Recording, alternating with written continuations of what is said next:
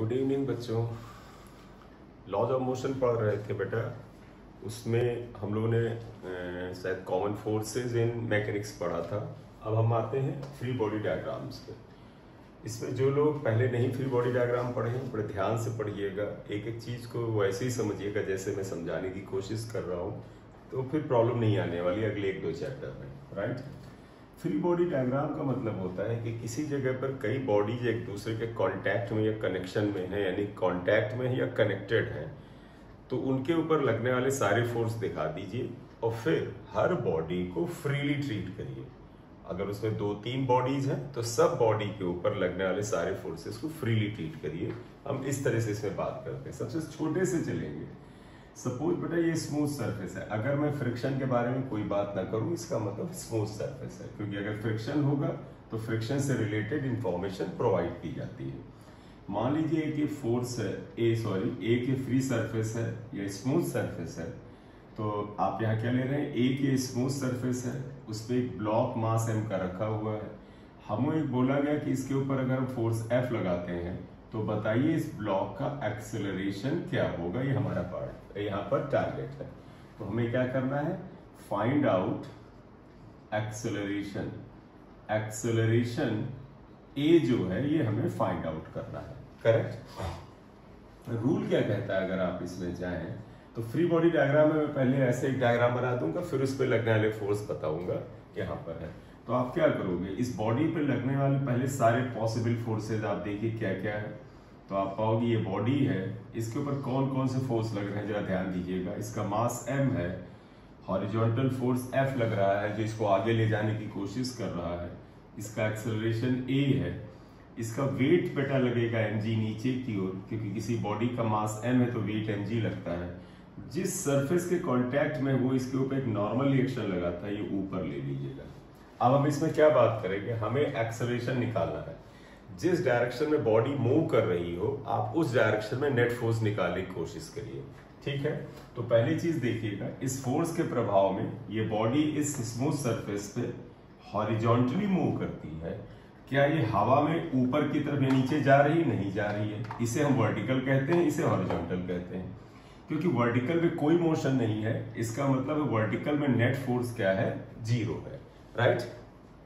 तो वर्टिकल में अगर नेट फोर्स 0 है तो एक काम करते हैं, पहले इक्विलिब्रियम की बात कर लेते हैं, फिर फ्री बॉडी डायग्राम पे आते हैं। इस गुड इवनिंग बच्चों, आज से फ्री बॉडी डायग्राम स्टार्ट करेंगे। उससे पहले हम लोग ऐसा करते हैं, कंडीशन ऑफ इक्विलिब्रियम कह सकते हैं। तो इक्विलिब्रियम ऑफ अ बॉडी की हम पहले बात कर लें। इक्विलिब्रियम ऑफ अ बॉडी, बेटा कोई बॉडी या पार्टिकल अगर इक्विलिब्रियम में होती है उसकी बड़ी सिंपल सी कंडीशन है, उसके ऊपर लगने वाला नेट फोर्स और नेट टॉर्क 0 होता है, बस इतना है। तो यहां पर अगर हम बात करें दो तरह का इक्विलिब्रियम, अगर मैं कहूं ट्रांसलेशनल इक्विलिब्रियम, ट्रांसलेशनल का मतलब जब कोई बॉडी किसी डायरेक्शन में चलती है तो उसे हम ट्रांसलेशनल मोशन कहते हैं। ट्रांसलेशनल इक्विलिब्रियम की कंडीशन क्या है, देखो बेटा, ट्रांसलेशनल इक्विलिब्रियम की ये कंडीशन है, if net external force on a body is 0, then it is called in translational equilibrium। Translational equilibrium, ये ट्रांसलेशनल इक्विलिब्रियम में है, ऐसा बोला जाता है। तो नेट फोर्स 0 होने का मतलब हुआ, दैट इज देखिएगा F एक्सटर्नल यानी नेट एक्सटर्नल फोर्स का वेक्टर सम 0 होना चाहिए। अगर ऐसा है तो ट्रांसलेशनल इक्विलिब्रियम में बॉडी है। राइट। तो इसका मतलब अगर नेट एक्सटर्नल फोर्स 0 है तो आप जरा से इसको और आगे बढ़ाएं तो आप कह सकते हैं इसका मतलब हुआ अगर एक्सटर्नल फोर्स 0 है तो m इंटू ए भी 0 होगा, इसका मतलब एक्सेलरेशन भी 0 होगा, और एक्सेलरेशन 0 होने का मतलब होता है delta v upon delta t 0 होगा, इसका मतलब डेल्टा v 0 होगा, और डेल्टा v 0 का मतलब हुआ v कांस्टेंट होगा। तो इसका मतलब ट्रांसलेशनल इक्विलिब्रियम की अगर आप चाहें तो एक कंडीशन ये भी बोल सकते हैं जो इसका डेराइव्ड फॉर्म है, क्या, अगर नेट एक्सेलरेशन फोर्स 0 होगा तो एक्सेलरेशन 0 होगा, चेंज इन वेलोसिटी जीरो होगा, इसका तो वेलोसिटी कांस्टेंट होगी। और वेलोसिटी कांस्टेंट का मतलब है अगर कोई बॉडी रेस्ट में है या यूनिफॉर्म वेलोसिटी से स्ट्रेट लाइन में मूव कर रही है तो हम उससे इक्विलिब्रियम बोलेंगे।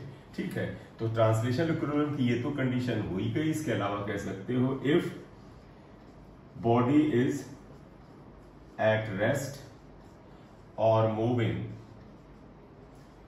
विद कांस्टेंट या uniform velocity then it is called translational equilibrium. तो ये भी आप एक कंडीशन कह सकते हैं, ट्रांसलेशनल इक्विलिब्रियम की कंडीशन ये भी आ गई, राइट। तो ये तो याद ये रखिए, एक्सटर्नल फोर्स जीरो तो एक्सेलरेशन जीरो, वेलोसिटी कांस्टेंट। इसका मतलब है वेलोसिटी कांस्टेंट का मतलब अगर कोई चीज रुकी थी तो उसकी वेलोसिटी जीरो थी, यानी वो जीरो बनी रहनी चाहिए, और अगर वो चल रही थी तो कांस्टेंट स्पीड से चलते रहना चाहिए। ये ट्रांसलेशनल इक्विलिब्रियम आया। सेकंड अगर हम बात करें बेटा, ये आएगा रोटेशन में, जब हम 2 चैप्टर बाद पढ़ेंगे। जब कोई चीज घूमती है अपने एक्सिस पर या घूमने की टेंडेंसी रखती है तो ऐसे में रोटेशनल इक्विलिब्रियम आता है। सेकंड है रोटेशनल इक्विलिब्रियम। एक चीज ध्यान रखिए बेटा, रोटेशन में पढ़ेंगे, हालांकि इसे क्या, जो काम लीनियर मोशन में, ट्रांसलेशनल मोशन में फोर्स करता है, रोटेशन में the same work is perform by the torque. Torque जिसे मोमेंट ऑफ फोर्स भी कहते हैं, जिसे हिंदी में बल आघूर्ण कहते हैं। जो काम लीनियर या ट्रांसलेशनल मोशन में फोर्स या बल करता है वही काम रोटेशन यानी घूमने वाली चीजों में टॉर्क करता है। तो अगर हमने कहा था if net external force on a body is zero then it is called translational equilibrium. बस इसी में चेंज करें, इफ नेट एक्सटर्नल टॉर्क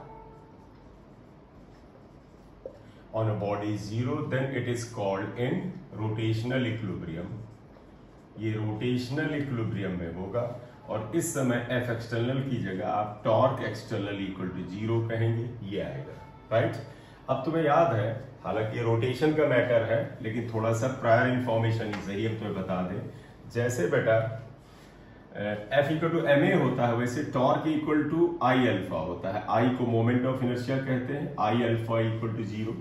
इसका मतलब alpha equal to zero. Alpha को बेटा एंगुलर एक्सेलरेशन कहते हैं। जो अभी ए था वो लीनियर एक्सेलरेशन था, अब यहां पर अल्फा को एंगुलर एक्सेलरेशन। आपको ध्यान होगा linear acceleration is change in linear velocity upon time, तो एंगुलर एक्सेलरेशन होता है बेटा change in angular velocity upon time, ये आएगा। इसका मतलब ये हुआ डेल्टा ओमेगा जीरो हो गया, इसका मतलब ओमेगा कांस्टेंट हो गया। तो कंडीशन फिर यहां बन गई, अगर कोई particle which can rotate about an axis is either at rest or moving with या rotating with the constant angular velocity then it is also called equilibrium, rotational equilibrium।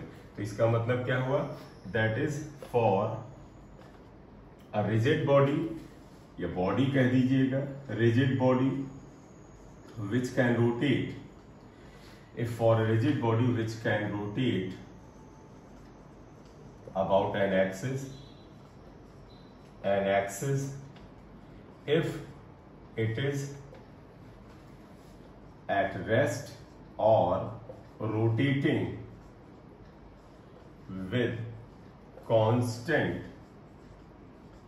angular velocity, omega is angular velocity,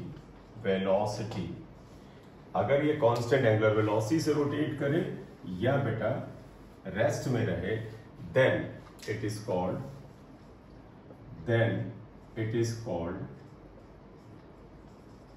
in rotational equilibrium, right। yeah। अब वो बात अलग है कि बेटा torque और force दोनों वेक्टर क्वांटिटी हैं, तो इनकी डायरेक्शन हो सकती है।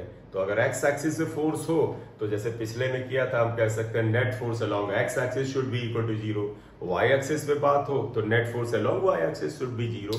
तो आप इसे टॉर्क में भी कह सकते हैं कि net torque along X axis should be zero, along Y axis must be zero, along Z axis must be zero, ऐसे ले जा सकते हैं, राइट। तो ये इक्विलिब्रियम की कंडीशन आई।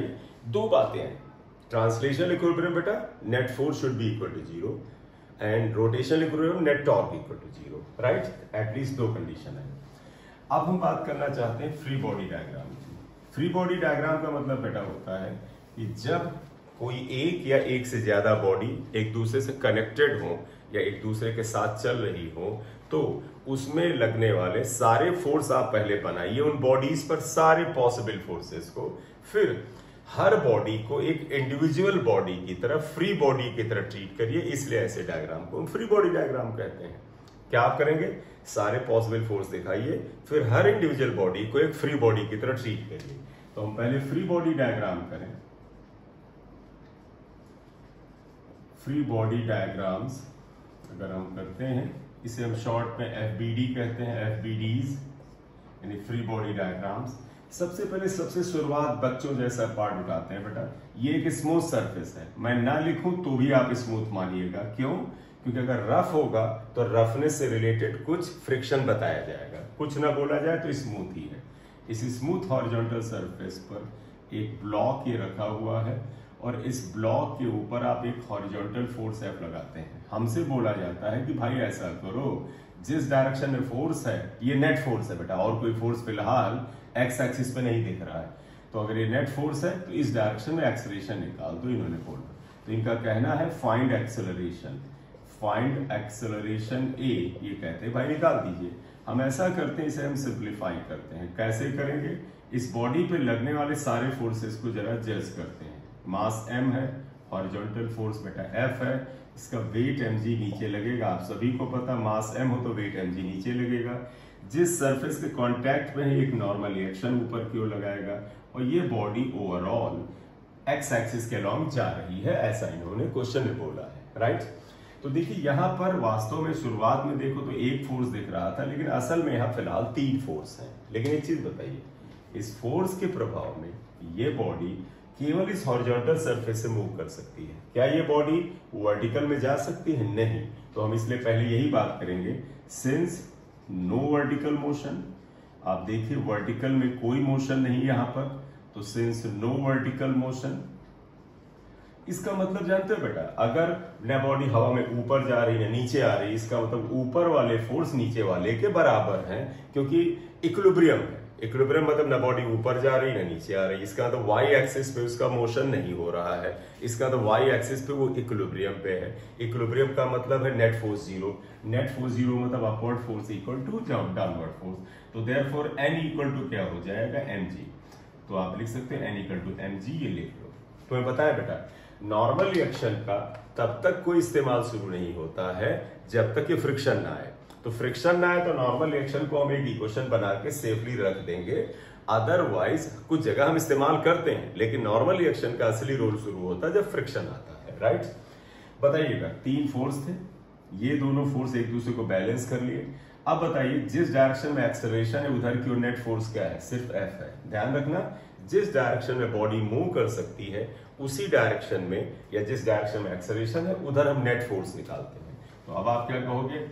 Net force along horizontal, horizontal पे नेट फोर्स कितना है आप देखें, that is equal to F। और तुम्हें पता है न्यूटन ने सेकेंड लॉ में बोला कि फोर्स इक्वल टू क्या होता है? ma होता है। Therefore F equal to m mass of the body, a आएगा। Therefore A equal to F upon m है।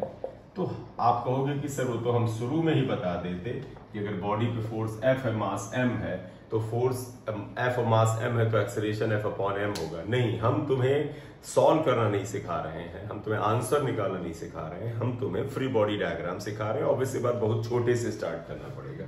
ये देखो, सारे पॉसिबल फोर्स हमने दिखाए, मैंने तुम्हें ये दिखाया इन फोर्स का इस्तेमाल नहीं है बेटा, तो भी उन्हें लिख लो, ना लिखो तो कम से कम दिमाग में रख लो, ठीक है। अब सेकेंड फ्री बॉडी डायग्राम आएंगे, आप ये बना लिए होगे, जिन्होंने करा 1 सेकेंड देख लो, 2 सेकेंड का टाइम देते हैं, आप कर लें, ठीक है। या चलिए, अब थोड़ा सा होता ना, थोड़े फोर्स थोड़े से कॉम्प्लेक्स करते हैं। तो अब सेकेंड आते हैं बेटा। देखिए, सेकेंड हमें ये बोला गया कि ऐसे ही ये हॉरिजॉन्टल स्मूथ सरफेस है, कुछ ना लिखो फ्रिक्शन वगैरह, तो नहीं है फ्रिक्शन।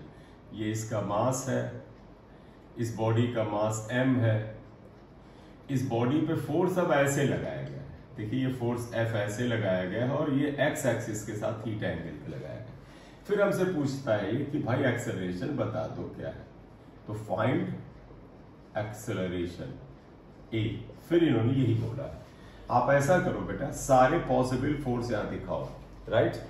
तो आप देखिएगा, पहले ही आप कहोगे ये हॉरिजॉन्टल सरफेस है, इसके ऊपर ये ब्लॉक रखा हुआ है, इस ब्लॉक पे जो फोर्स लग रहे हैं पहले जो आप जानते हो वो लिख लो। आप कहोगे वेट इसका mg नीचे लगता है, इसमें किसी को आपत्ति नहीं होगी। इस सरफेस का रिएक्शन फोर्स बेटा ऊपर लगता है, नॉर्मल रिएक्शन। ये फोर्स देखो, आप मनो यहां दिखा दो, मनो यहां दिखा दो, सब चलेगा। तो आप फोर्स कहोगे ये था, और मैंने तुम्हें क्या बताया था बेटा, देखो अब एक और चीज रूल में सीख लेना, क्या है, जिस डायरेक्शन में बॉडी मूव कर सकती है उस डायरेक्शन में सारे फोर्स दिखाते हैं या उसके परपेंडिकुलर दिखाते हैं। मतलब रूल समझ लेना, बॉडी जिस सरफेस के अलोंग मूव कर सकती है, जैसे एक्सेलरेशन इस सरफेस के अलोंग है, तो हम सारे फोर्सेज या तो इस सरफेस की तरफ यानी पैरेलल लगाएंगे या परपेंडिकुलर लगाएंगे। ये नियम लेके चल रहे हैं, राइट। तो देखिएगा, वेट mg, ये जो सरफेस है इसके परपेंडिकुलर दिख रहा है, नॉर्मल रिएक्शन n वो भी इस सरफेस के परपेंडिकुलर आपको दिख रहा है। फोर्स नहीं है, देखो गिवन फोर्स नहीं है, आप इसके दो टुकड़े करो। देखो ये एंगल थीटा है, तो पता किसी वेक्टर का थीटा एंगल पे कंपोनेंट f cos थीटा होता है। देखो बेटा, ये फोर्स एक्सेलरेशन के पैरेलल आ गया, और दूसरा कंपोनेंट इधर हो जाएगा f sin थीटा, ये दूसरा कंपोनेंट s sin थीटा आ जाएगा। अब आप देख लो सारे फोर्स, देखो इस फोर्स के दो हिस्से हो गए, ये दोनों, अब इसका रोल खत्म। देखो एक ये फोर्स, 2 3 4, इसमें देखो ये फोर्स इस सरफेस के पैरेलल है, और ये और ये परपेंडिकुलर है। हमारा पर्पस ही है parallel to the direction of motion और perpendicular to the direction of motion करना है। फिर वही देखिएगा, सिंस नो वर्टिकल, यहां पर आप देखो f के दो कंपोनेंट की आप समझी गए। फिर देखिएगा, since no vertical motion, vertical motion नहीं है, आप देखें वर्टिकल मोशन का मतलब समझे बेटा, ये बॉडी हवा में ऊपर या नीचे नहीं जा रही है, इसका मतलब ऊपर की ओर लगने वाले ये दो फोर्स जो हैं इनका टोटल इसके बराबर होगा। तो आप क्या लिखोगे, since no vertical motion therefore n plus f sin theta, n plus f sin theta must be equal to mg के बराबर होगा। अगर आपका पर्पस n को निकाल के रखना है, मैंने अभी बताया बेटा, नॉर्मल रिएक्शन का तब तक कोई इस्तेमाल नहीं है जब तक फिलहाल हम फ्रिक्शन नहीं यूज कर रहे हैं। कहीं हमें किसी क्वेश्चन का आंसर करने में करना होगा, हम करेंगे, लेकिन आमतौर पर बगैर फ्रिक्शन या नॉर्मल रिएक्शन की जरूरत नहीं है। आपका मन है कि सर नॉर्मल रिएक्शन निकाल लें, तो देखो क्या आ जाएगा, mg minus f sin theta. तो अगर किसी के मन में ये डाउट हो या भ्रम हो कि जब कोई बॉडी हॉरिजॉन्टल सरफेस पे होती है तो नॉर्मल रिएक्शन mg के बराबर होता है, ऐसा कोई नियम नहीं है। फोर्स जो अप्लाई करो उसकी डायरेक्शन को हल्का सा चेंज करो, नॉर्मल रिएक्शन बदल जाता है, राइट। ये आ गया। तो मैं फिर बताऊं बेटा, ये फोर्स ऊपर, ये इसके बराबर होगा, बॉडी हवा में ऊपर या नीचे नहीं जा रही है, ये दोनों फोर्स और ये एक दूसरे को बैलेंस करके वर्टिकल इक्विलिब्रियम ले आए, खेल खत्म। अब बात करो एक्सेलरेशन की डायरेक्शन में क्या फोर्स है, तो देखो एक्सेलरेशन की डायरेक्शन में सिर्फ ये फोर्स है। तो बताइएगा, हमें एक्सेलरेशन निकाला तो लिखोगे net horizontal force, net horizontal force. क्यों बेटा हॉरिजॉन्टल निकालेंगे, क्योंकि हम नेट फोर्स एक्सेलरेशन की डायरेक्शन में निकालेंगे। ये दोनों सेम है, तो यानी कहोगे सेम डायरेक्शन है, इसलिए F cos थीटा। न्यूटन ने हमेशा बोला सेकेंड लॉ में कि फोर्स इक्वल टू ma होता है, इसका मतलब F cos थीटा। बेटा न्यूटन का सेकेंड लॉ लगा रहे हैं ma, इसका मतलब acceleration equal to F cos theta upon m होगा। तो इस तरह से यहां पर तुम देखो बेटा, तो एक्सेलरेशन बदल गया, पिछले में F अपॉन m आया था, अब F cos theta upon m आता है। ये जो फोर्स किसी बॉडी पे ऐसे लगाते हैं बेटा, इसे आमतौर पर पुलिंग फोर्स कहते हैं। याद करो, कोई भारी चीज रखी है, अगर आपको उसको खींचना है तो होता है ना कि कोई सपोर्ट, कोई रस्सी वगैरह उसमें बांधा और हम यूं खींचते हैं, तो पुलिंग फोर्स हमेशा ऊपर की तरफ थोड़ा सा लाइन ऑफ एक्शन जाता है, राइट। ये आ गया, ये सेकंड था, आप इसे नोट कर ले। तो थर्ड फ्री बॉडी डायग्राम कर ले, ठीक है।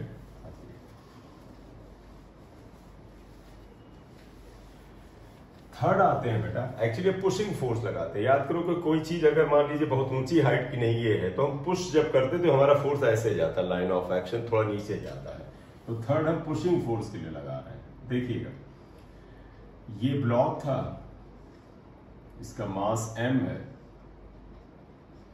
इस पे आप एक पुशिंग फोर्स ऐसे लगा रहे हैं। देखो ये पुशिंग फोर्स F है, ये इस जगह पे लगा है, और इसका लाइन ऑफ एक्शन आप देख लो, लाइन ऑफ एक्शन अगर आप देख लो, इसका लाइन ऑफ एक्शन देखो यहाँ से थीटा है।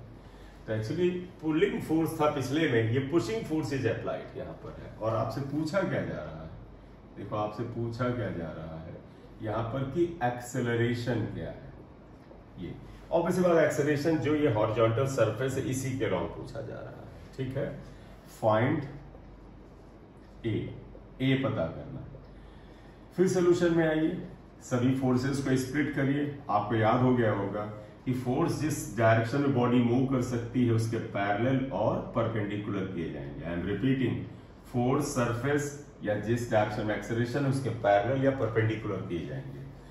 जब ऐसे कोई फोर्स हो जो पॉइंट ऑफ एक्शन की तरफ ऐसे आ रहा हो तो इसको आगे बढ़ा के आगे बढ़ा लिया करो। आप ऐसा करना, आप कहोगे सर ये फोर्स ऐसे आ रहा, देखो it's line of action is like this, ये फोर्स ऐसे है, तो इसको अगर आप आगे बढ़ा लो तो ये ऐसे काम करता है, देखो ये आएगा। तो इस फोर्स का एक्शन यहाँ आ रहा, करेक्ट। वेट mg होता ही है नीचे, इसमें आपत्ति नहीं है किसी तरह की। नॉर्मल रिएक्शन ऊपर होता है, कोई ऑब्जेक्शन नहीं है।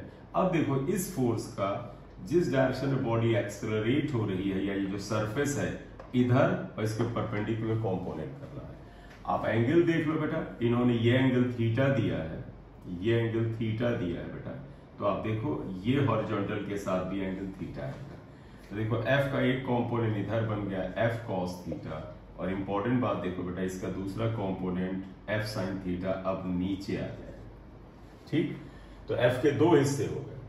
फिर since no vertical motion, no vertical motion, आप देखिए बार बार वो चीज समझाने का मतलब नहीं है, ऊपर नीचे जा नहीं रही है, इसका तो ऊपर का फोर्स नीचे के बराबर है। यहां देखो नॉर्मल एक्शन बदल जा रहा है बेटा, N equal to M G plus F sine theta, M G plus F sine theta, ये आ जा रहा है पहला इक्वेशन। इसको रख दो, नॉर्मल एक्शन का रोल तब होगा जब फ्रिक्शन आएगा। अब देखो बेटा ये फोर्स ये फोर्स ये फोर्स बैलेंस हो गए, सिर्फ अब ये फोर्स बचा। तो आप देखिएगा नेट हॉरिजॉन्टल फोर्स क्या है, नेट हॉरिजॉन्टल फोर्स अगर आप देखें that is equal to F cos theta है। और देयरफॉर न्यूटन ने बोला है कि नेट फोर्स इक्वल टू क्या होता है, M A, F cos theta equal to, बेटा देखो फोर्स इक्वल टू होता है M A, Newton second law. तो F cos theta equal to M A, therefore acceleration equal to F cos theta upon M आएगा। Answer same आएगा। अगर आप पिछले में पुलिंग फोर्स लगाया था बेटा, हल्का सा ऊपर को पुल कर रहे थे, पुशिंग है, क्यों, फ्रिक्शन नहीं। फ्रिक्शन ना होने पे किसी चीज को पुल करना और पुश करना लग बराबर ही होता है। फ्रिक्शन होता है तो ये चीज अभी से ध्यान रखो, आगे बात कहीं पर करेंगे भी, कि पुलिंग जो होती है किसी चीज को खींचना आसान होता है धक्का देने की तुलना में। एक मैसिव बॉडी है, उसको अगर आप रस्सी बांध के खींचें, इट इज इजियर, ये आसान है एज कंपेयर टू पुश करने से। क्लियर। तो ये फ्री बॉडी डायग्राम है। आप इतना कर लो तो फिर आगे चलते हैं। 2 सेकंड लीजिए, नोट कर ले।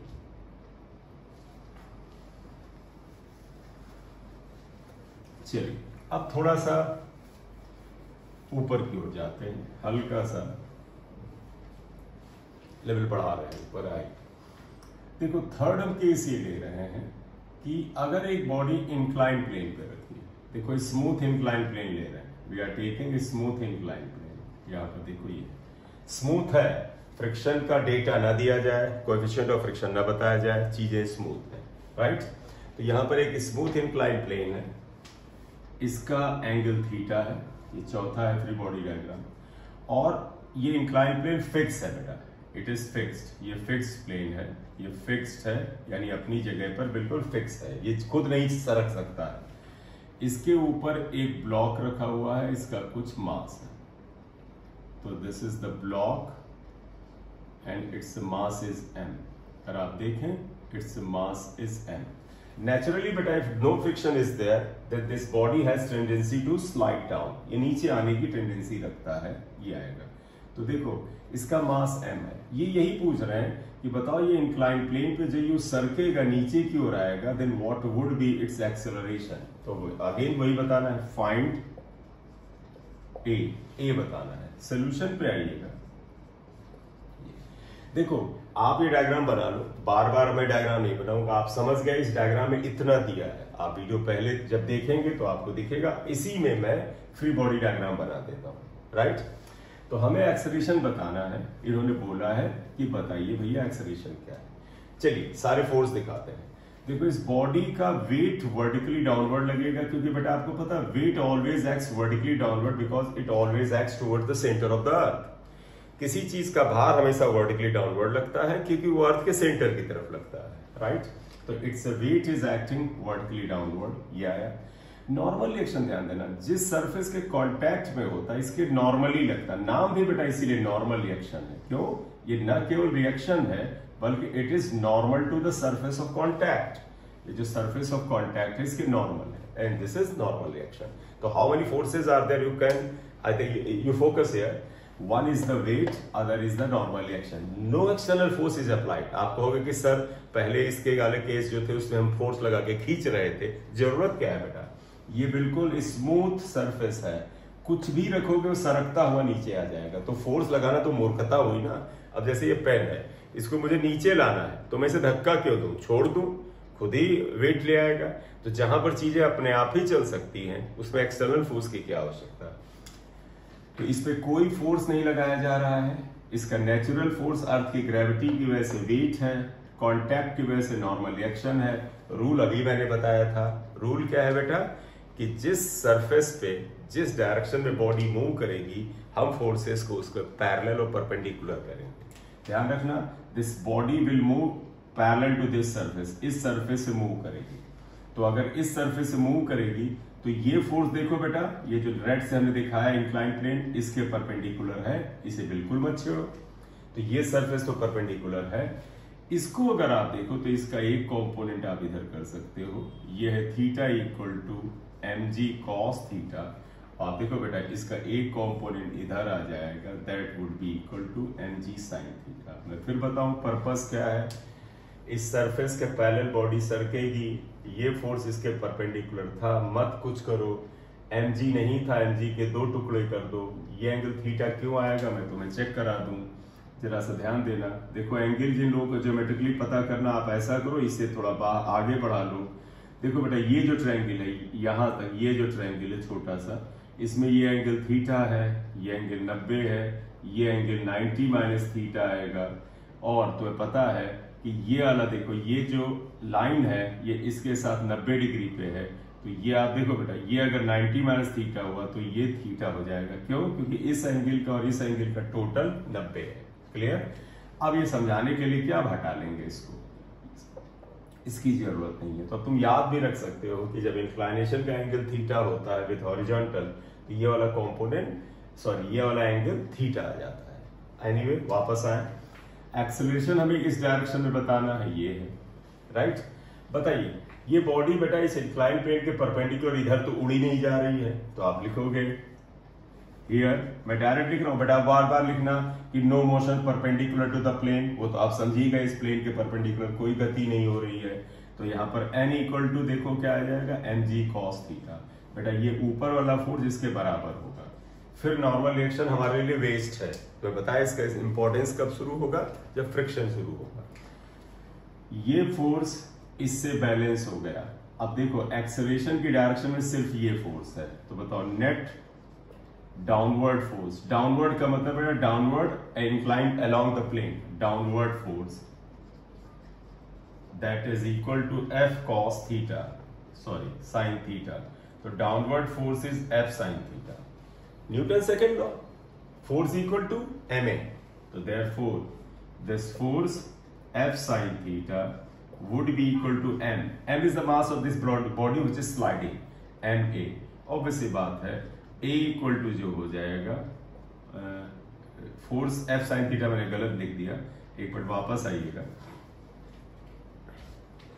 देखो बेटा यहां पर आते हैं, हाँ तो हमने क्या पहले यहां पर बोला, आप देखिएगा mg के दो कंपोनेंट हो गए, mg cos theta sin theta, कोई वर्टिकल में मोशन नहीं था, तो n equal to mg cos theta, इन दोनों का खेल खत्म।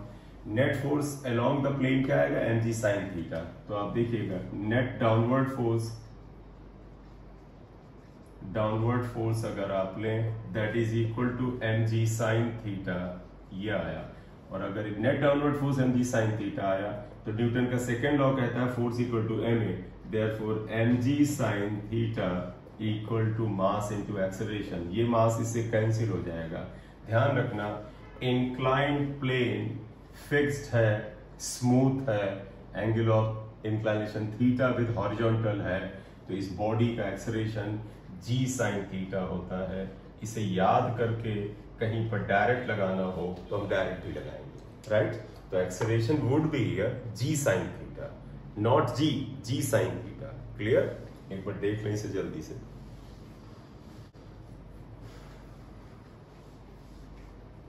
राइट? चलिए अब नेक्स्ट लाते हैं। अब एक्चुअली जो अगला इसको पार्ट ले रहे हैं बेटा, उसमें थोड़ा सा स्यूडो फोर्स का कंसेप्ट लाएंगे, जरा सा देखिएगा। तो यहां पर अगला फ्री बॉडी डायग्राम है 5वां, इसमें हम स्यूडो फोर्स भी लाएंगे। कैसे आप जरा देखिएगा, स्यूडो फोर्स हम लाएंगे कैसे, आप देख लीजिएगा। तो हम स्यूडो फोर्स को डिफाइन या नहीं कर रहे हैं, स्यूडो एपरेंट फोर्स होता है, जहां पर आएगा वहीं पे बात करेंगे। देखिएगा एक्चुअली क्या है कंसेप्ट ऑफ स्यूडो फोर्स कहलाना चाहते हैं।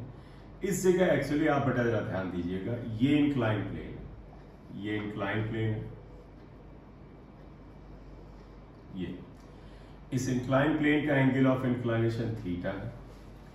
इस इंक्लाइन प्लेन का अपना खुद का मास जो है वो मान लेते हैं, चलो m1 ले लिया, और ये खुद भी मूवेबल है। बेटा ध्यान रखना ये मूवेबल है, दिस प्लेन इज मूवेबल, ये मूवेबल प्लेन है, मूवेबल, फ्रिक्शनलेस है, राइट? इसके ऊपर एक ब्लॉक रखा गया, आप देखो ये, इस ब्लॉक का मास स्मॉल m रख लो, ये स्मॉल m हुआ, ये m1, राइट? ये ब्लॉक m नीचे की ओर खिसकने की कोशिश करेगा क्योंकि फ्रिक्शन नहीं है। हमें यहां पे ये बताना है कि अगर ये जो आपका इंक्लाइन प्लेन है जिसका मास m1 है, अगर हम इस पे बाहर से एक एक्सटर्नल एक्सेलरेशन लगा दें, होता है ना, जैसे आप ये इंक्लाइन प्लेन अज्यूम कर लो और बहुत स्मूथ सरफेस है, आपको सर हम इधर से अगर धक्का दें फोर्स लगा के और ये स्मूथ है तो खिसकेगा, तो ये अगर एक्सेलरेशन हम b लगाते हैं तो ये कहते हैं कि if you are applying this acceleration b here, तो क्या इसका इस सरफेस से नीचे आने वाला एक्सेलरेशन a अभी भी g साइन थीटा होगा, ये हमें निकालना है। तो यहां पर क्या है, m1 is movable, frictionless, triangular surface if external acceleration b is applied on m1, then find out acceleration of mass m मास का अब हमें एक्सेलरेशन निकालना है अगर हम इसे धक्का दे रहे हैं, राइट? ये है ये क्वेश्चन, ये पार्ट हमें नोट कर लो क्योंकि ये मैं मिटाऊंगा, मुझे स्पेस चाहिए, ठीक है? ये मूवेबल लिख लिया होगा, फिलहाल हटा देते, आप तो दिख ही रहा है, यहां पर है क्वेश्चन, आपने लिख लिया, ठीक है? अब मैं इसे बताना चाहता हूं, जरा देखिएगा एक्चुअली होगा क्या। आप एक चीज बताइएगा, जैसे तुम इमेजिन करो कोई मान लीजिए तुम्हारे पास एक स्मूथ लकड़ी का टुकड़ा पड़ा है तुम्हारे घर में, तुम्हारी फर्श जो है बिल्कुल स्मूथ है, उस पर मोबिल ऑयल डाल दो और उस पर एक लकड़ी का ऐसे टुकड़ा रख लो, बड़ा सा है प्लेटफॉर्म तक लकड़ी का, और उसके ऊपर कोई मान लो छोटी सी कोई बॉडी रख दो, कोई हल्की बॉडी रख दो। ये है, अब बताओ अगर उस लकड़ी के टुकड़े को धक्का दोगे तो उसके ऊपर रखी हुई बॉडी पीछे की ओर जाती है। सिर्फ वही नहीं, आप याद करो बस में, बस जब आगे चलती है तो उसके अंदर रखी हुई कोई भी चीज पीछे जाती है। जैसे हम ही बस में अगर बैठे हैं तो जब बस आगे जाती है वो पीछे की ओर जाती है, तो आप बस जब भी आगे जाएगा कोई बॉडी उसके अंदर रखी वो पीछे जाती है। तो आप इमेजिन करो बस है, उसका सरफेस स्मूथ है, उस पर आप एक वुडन ब्लॉक रखा, बस जैसे ही आगे स्टार्ट लेगी या एक्सेलरेट करेगी, वो जो बॉडी उसके अंदर रखी वो पीछे की ओर धक्का महसूस करेगी। जब आप बस में बैठते हो, बस आगे की ओर एक्सेलरेट होती है, ये स्टार्ट लेती है, तो आप पीछे जाते हो, क्या असल में आपको किसी ने धक्का मारा था? नहीं, इनर्शिया की वजह से आपको अपोजिट डायरेक्शन में एक फोर्स का एहसास हुआ। ध्यान रखना, ये रियल फोर्स नहीं है। एक बस है, एक ट्रक है, वो जब आगे की ओर बढ़ता है तो उस पर रखी हुई बॉडी पीछे की ओर एक फोर्स का एहसास करती है, इसे स्यूडो फोर्स कहते हैं।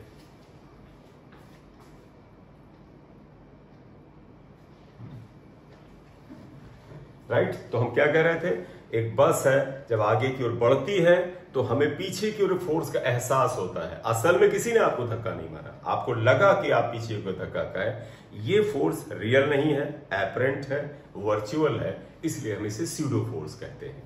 तो आप देखो, इसका मतलब है जब कोई बॉडी किसी डायरेक्शन में एक्सेलरेट करती है, जैसे बस एक्सेलरेट करती है, तो उसके अंदर रखी हुई चीजें अपोजिट डायरेक्शन में उतनी ही मात्रा में एक्सेलरेशन महसूस करती हैं जितने से बस आगे बढ़ी थी। ध्यान देना, बस का एक्सेलरेशन अगर मान ले 2 किलोमीटर पर आवर स्क्वायर था अगर एक्सेलरेशन, तो हमें जो धक्का लगेगा उसका भी acceleration 2 kilometre per hour square होगा। तो यहां बात समझ लो, देखो बस की जगह ये ट्रायंगुलर वेज है, इसको आप एक्सेलरेशन भी दे रहे हैं, तो रूल के अनुसार बताओ, ट्रायंगुलर वेज बस के जैसे ही अगर बाईं तरफ जाएगा तो बस पे कोई रखी हुई चीज अपोजिट आती थी, तो इस ट्रायंगुलर वेज पे रखी हुई इस चीज पर इस डायरेक्शन में एक ये इसका एक्सेलरेशन का रिएक्शन बी मिलेगा। तो ध्यान रखना, यहां पर इस ब्लॉक पर इस एक्सेलरेशन के बराबर अपोजिट एक्सेलरेशन मिलेगा। और न्यूटन लॉ से तुम्हें पता है, किसी बॉडी पे अगर इधर एक्सेलरेशन मिलेगा तो इस मास से अगर m से मल्टीप्लाई कर दें तो यानी एक फोर्स आ जाएगा, इसे स्यूडो फोर्स कहते हैं, P फॉर स्यूडो। तो हम यहां क्या लिखेंगे सॉल्यूशन में, when inclined plane has external acceleration b, then block M experiences pseudo force, PSEUDO, pseudo force Fp equal to m बेटा इसका मास होगा, एक्सेलरेशन इसके बराबर लगेगा, मास इसका, तो बल ये लगेगा, mb ये फोर्स लगता है, दिस इज स्यूडो फोर्स लगेगा। तो यानी इस केस में उस बॉडी पर एक अतिरिक्त फोर्स कार्य करने लगेगा, that is called pseudo force. Right? इतना लिख लो, फिर हम आगे और बता दें। क्लैरिटी के लिए ये थोड़ा नीचे ले आते हैं जिससे हमें डायग्राम में कोई उलझन ना हो। तो ये एक्सेलरेशन बी था, उसके खिलाफ स्यूडो फोर्स आया। अब नेचुरल पे आ जाओ, आप आइएगा जरा बताइएगा कौन कौन से फोर्स इस पे अपने लग रहे थे। तुम कहोगे सर इसका वेट mg था, उसमें किसी को आपत्ति नहीं होगी। अब याद होगा नॉर्मल रिएक्शन n था, इसमें किसी को आपत्ति नहीं होगी। तय क्या हुआ था बेटा, जिस डायरेक्शन में वो बॉडी मूव करेगी उसके पैरेलल या परपेंडिकुलर फोर्स होंगे। देखो ये बॉडी जो होगी अगर ये सरकेगी, वो तो सरकेगी इधर ही, हवा में तो उड़ नहीं जाएगी, इस प्लेन के लॉन्ग या तो नीचे सरकेगी या ऊपर जाएगी। ये एक्सेलरेशन ए है। तो आप देखो बेटा, ये फोर्स इस सरफेस के परपेंडिकुलर है, मत छेड़ो। ये फोर्स नहीं है तो इसके टुकड़े करो। देखो ये एंगल थीटा था, तो ये एंगल अभी बताया था थीटा आया। ये कॉम्पोनेंट mg cos थीटा, ये कॉम्पोनेंट mg sin थीटा, इसमें कोई ऑब्जेक्शन नहीं होना चाहिए। बच्चा ये भी तो कार्य अब कर रहा है। देखो ये फोर्स इधर है, इसका भी कंपोनेंट हमें इसके पैरेलल और इस सरफेस के परपेंडिकुलर करना है। ज्योमेट्री से देखो ये एंगल अगर थीटा है तो ये एंगल भी थीटा होगा, इसे हम करेस्पॉन्डिंग एंगल कहते हैं। तो देखो ये था mb, तो ये वाला कंपोनेंट बता बेटा ये क्या आने वाला है mb। तो पता थीटा एंगल के साथ कंपोनेंट cos थीटा होता है, और बेटा इसका दूसरा कंपोनेंट इधर आएगा mb sin थीटा। बोलिए क्लियर सभी लोगों का?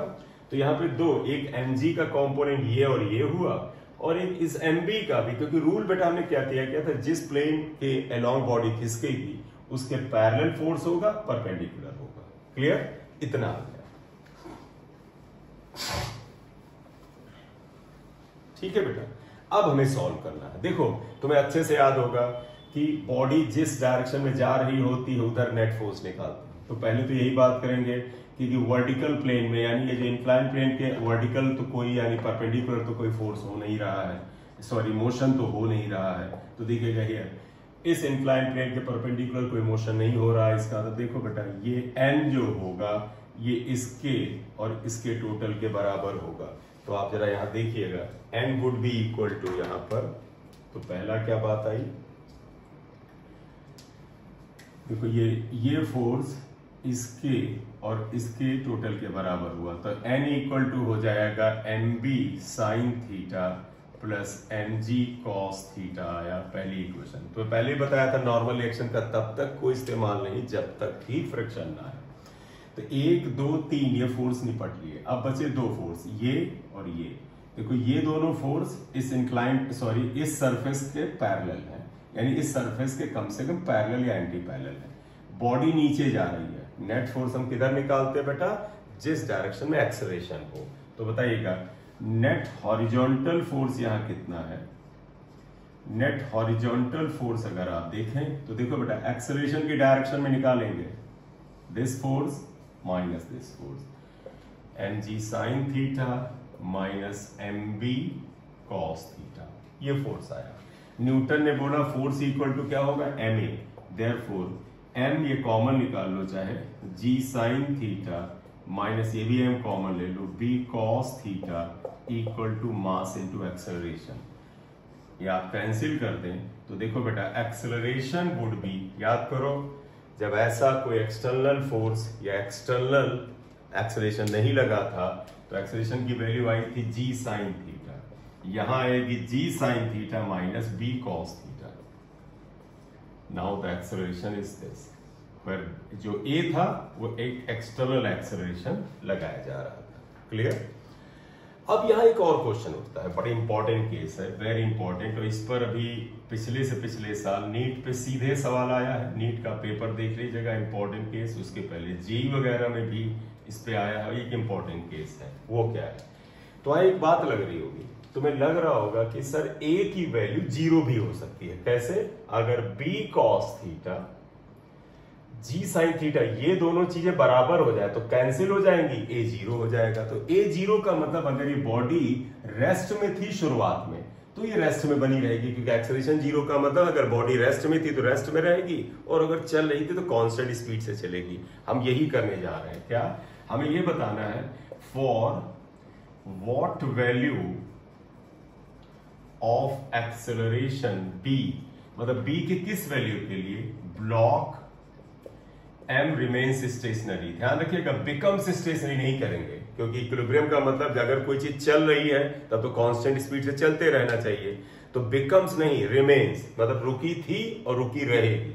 तो remains, block m remains stationary,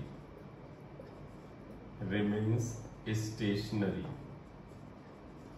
तो हमें ये बताया कि for what value of b block m remains stationary. आप जानते हैं अगर आप चाहते हैं कि ब्लॉक स्टेशनरी रहे तो इक्विलिब्रियम होना चाहिए, इक्विलिब्रियम के लिए a 0 होना चाहिए। तो आप यहां लिखें फॉर दैट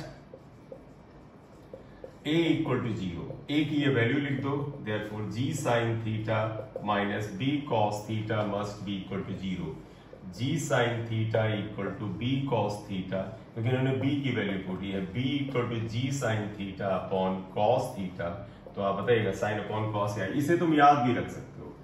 तो b equal to g tan theta होता है। आप इसका आंसर डायरेक्ट कर सकते हैं, याद रखिए। मतलब ध्यान रखना, अगर इस इंक्लाइन प्लेन का इंक्लाइनेशन का एंगल थीटा है तो बाहर से जो एक्सेलरेशन लगाने की आवश्यकता है जिससे कि ये ब्लॉक रुक जाए, मतलब आप ध्यान रखना स्मूथ सरफेस से नीचे सरके ही ना, इसमें चिपक जाए यहां पर, तो वो है g tan थीटा। इवन अगर इससे ज्यादा कर दोगे तो ये देखो बेटा, अगर आप इसकी वैल्यू इससे ज्यादा कर देंगे तो ये फोर्स बढ़ सकता है, तो ये ब्लॉक ऊपर की ओर चलने लग सकता है, राइट। तो ये आएगा, तो खैर b equal to g tan theta के लिए वो ब्लॉक रुक जाएगा। इसमें एक और चीज यहां पर करते हैं, जैसे एक और नोट हम बात करें, वो क्या, ये भी पूछ लेते हैं कि for what value of external force this block remains stationary here. तो पूछते हैं कि एक्सटर्नल फोर्स कितना लगा है। बात समझिएगा बेटा, ये एक्सेलरेशन है, बाहर से लगाया जा रहा है। Acceleration is the result of net force. तो ये अगर एक्सेलरेशन है तो किसी ने इस पे धक्का मारा होगा तभी तो लगा होगा। तो इनका अगला क्वेश्चन है कि इस इंक्लाइन वेज पर क्या एक्सेलरेशन और इसलिए क्या फोर्स लगाया जाए जिससे ये ब्लॉक रुक जाए। तो आप यहां पे क्या लिखोगे, एक्सटर्नल फोर्स नीडेड, क्योंकि acceleration is the result of force. किसी ने फोर्स लगाया है तभी एक्सेलरेशन पैदा हुआ है। तो हमें पता करना है कि क्या एक्सटर्नल फोर्स लगाया जाए।